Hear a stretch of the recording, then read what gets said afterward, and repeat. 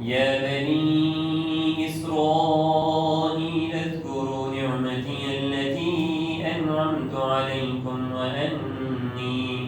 وأني فضلتكم على العالمين.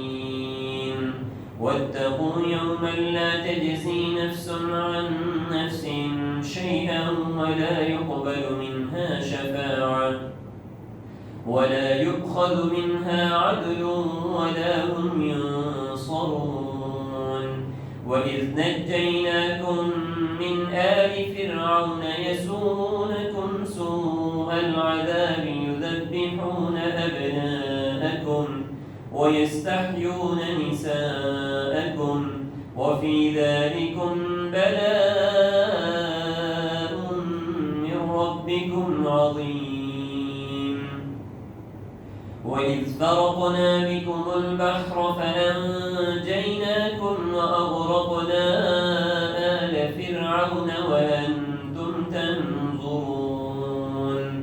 وإذ واعدنا موسى 40 ليلة ثم اتخذتم العجل من بعده وأنتم ظالمون.